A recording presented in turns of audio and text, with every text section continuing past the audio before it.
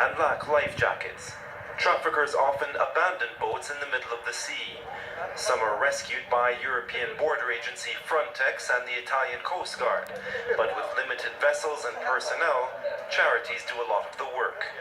On Thursday, Prime Minister Paolo Gentiloni praised the work of the Coast Guard, NGOs and the Navy, saying that they are saving lives day after day.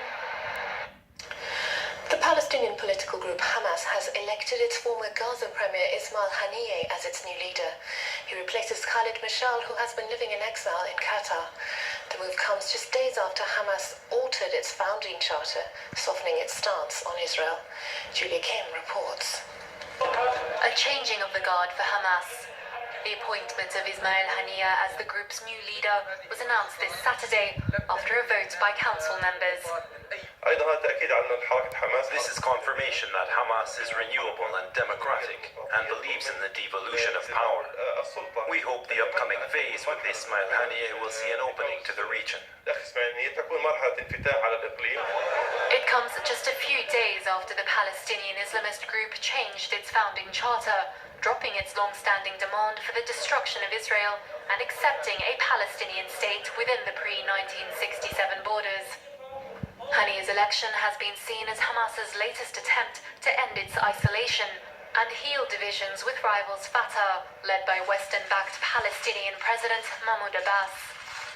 Born and raised in a refugee camp in Gaza, Haniyeh led Hammas to a shock election win over Fatah in 2006, but he was officially fired from his role as Prime Minister by Abbas shortly after. The deadlock between the two rival groups culminated in Hammas seizing the Gaza Strip from Fatah in 2007. An attempt at forming a unity government in 2014 never happened, and Abbas's recent plan to cut wages and aid to Gaza have further strained relations. But Haniyeh's election has brought hope to the residents of Gaza. When the political leader of Hammas is from Gaza, he knows more about the people's situation. He sees the electricity blackout, sees the crisis, sees the slashing of Salawis with his own eyes. After serving as deputy for the past 4 years, the 54-year-old takes over from exiled leader Khalid Mashal. One person has died during mass looting in Venezuela's northwestern city of Valencia. Dozens of shops were also severely damaged in the violence. Almost 40 people have been killed during 2 months of anti-government protests. Rebecca Rosman reports. Hundreds of shops raided, with looters stripping local businesses of food, water and petrol. For residents in the coastal town of Valencia, about 150 kilometers from Caracas, the vandalism has left the city in complete devastation.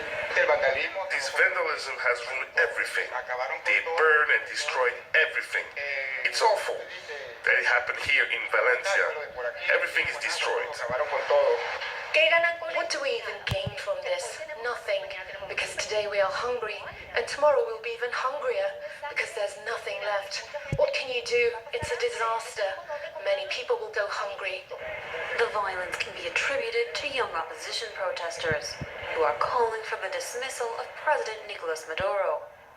Opposition demonstrators blame Maduro for the current economic crisis, which has resulted in a shortage of food and medication across the country, combined with hyperinflation. Despite mass protests, Maduro continues to resist opposition demands for elections. Dozens have been killed and hundreds injured since mass protests began early last month. While Maduro still has the public backing of the military, senior opposition leader Enrique Capriles said on Friday that 85 army officers were arrested for refusing to stop protesters this week. The opposition is calling for women in Caracas to march wearing white on Saturday to protest Maduro's current attempt to change the constitution. That's all for this bulletin. Do stay with us for the latest world news headlines.